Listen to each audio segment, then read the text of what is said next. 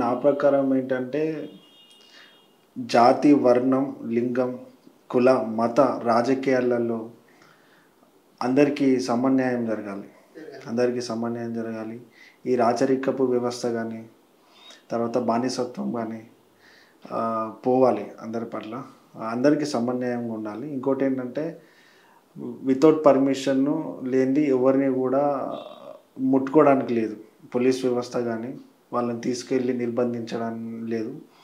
మన పౌరులందరం కూడా మన దేశంలో ఎంత స్వేచ్ఛగా తిరుగుతున్నామో అంత మొత్తం ప్రపంచవ్యాప్తంగా అంత స్వేచ్ఛగా తిరిగే రైట్స్ రావాలి అని నా అభిప్రాయం అనిపిస్తుంది. ఎందుకంటే ఇప్పుడు హ్యూమన్ రైట్స్ ఎక్కడ చూసినా ఉల్లంఘించబడుతున్నాయి. నాకు తెలిసి పోలీస్ వ్యవస్థ అతలకుతలం ఉంది. అంటే నాకు ఏంటంటే పోలీస్ వ్యవస్థ ఎట్లా ఉంది అంటే మొత్తం కమిషన్లుగా పనిచేస్తున్నారు. ఇంకోటి ఏంటంటే వాళ్ళు దోషుల పట్ల వాళ్ళు ఏంటంటే క్రిమినల్స్కి అండగా ఉంటున్నారా అనిపిస్తుంది అప్పుడప్పుడు నాకు. అంటే మీరు వెళ్ళారు కదా పోలీస్ స్టేషన్లకు, చాలా చుట్టూ తిరిగారు. నేను రీసెంట్గా డైరెక్టర్గా బాధ్యతలు స్వీకరించాను. ఇంకా ఫ్రెషర్ నేను, అంటే దీని గురించి తెలుసుకోవాల్సి ఉంది. అంటే ప్రాక్టికల్ నాలెడ్జ్ నాకు కొంచెం తక్కువ ఉంది. కాబట్టి మీరు ఎదుర్కొన్న అంటే మీరు పోలీస్ వ్యవస్థను ఎలా చూస్తున్నారు, అంటే మీకు జరిగిన సంఘటనలు ఎట్లా మిమ్మల్ని రిసీవ్ చేసుకుంటున్నారు పోలీస్ వాళ్ళు? ఇప్పుడు ఇంకోటి ఏంటంటే న్యాయం జరుగుతుందని మీకు అనిపిస్తుందా పోలీస్ వ్యవస్థ ద్వారా? చెప్పండి సార్. పోలీస్ అన్నప్పుడు ఏంటంటే ఈరోజు సంఘంలో శాంతి భద్రతలు ఉన్నాయంటే అది చాలా వరకు ఏంటంటే పోలీసు వాళ్ళకి ఆ క్రెడిట్ వెళ్ళాల్సిందే.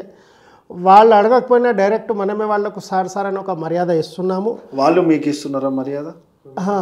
అది ఏంటంటే సార్ వాళ్ళు కూడా ఏంటంటే ఇక వాళ్ళు డైలీ క్రిమినల్స్ని డీల్ చేస్తుంటారు కాబట్టి ఒక్కొక్కసారి ఫ్రస్ట్రేషన్ ఉండొచ్చు. కొన్నిసార్లు ఏంటంటే పిఎస్కే పోలీస్ స్టేషన్కి వెళ్ళినప్పుడు వాళ్ళ నుంచి కోఆపరేషన్ వచ్చింది. కానీ ఒక్కొక్కసారి ఏంటంటే రీసెంట్గా బంజారాహిల్స్ పోలీస్ స్టేషన్కి వెళ్ళినప్పుడు 3.5 గంటలు వెయిట్ చేసిన తర్వాత కూడా సొల్యూషన్ రాలేదు. ఒక్కొక్కసారి అవ్వకపోవచ్చు. ఒక్కొక్కసారి ఏమవుతుందంటే వాళ్ళు ఒక స్పెషల్ డ్యూటీస్ మీద ఎవరైనా స్పెషల్ డ్యూటీస్ ఉంటే సావధానత్వం ఉండాలి కదా. అంత ఇప్పుడు వాళ్ళు నిరక్షరాస్యులు కాదు, వాళ్ళు చదువుకున్న వాళ్ళు, అన్నీ తెలిసిన వాళ్ళు, ఇప్పుడు రాజ్యాంగం తెలిసిన వాళ్ళు. అంటే పోలీస్ వ్యవస్థ అంటే వాళ్ళు కూడా కాసో కూసో తెలిసి ఉంటుంది.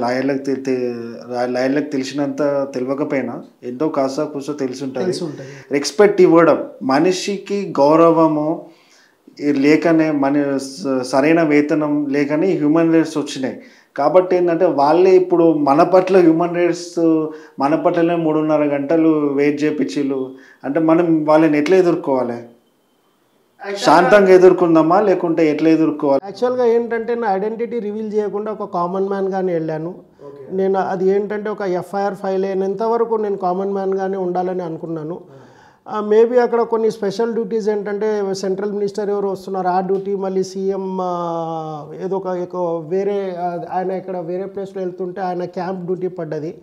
సో అది నేను దాన్ని తప్పుపట్టలేను. కానీ నిజంగానే ఒక న్యాయం జరగాలని మనం పోలీస్ స్టేషన్ మెట్లు ఎక్కినప్పుడు వాళ్ళు ఏంటంటే 3 to 3.5 hours వెయిట్ చేయించడం అది చాలా రిగ్రెటబుల్ సిచ్యువేషన్ అన్నమాట. నాకు చాలా బాధ వేసింది.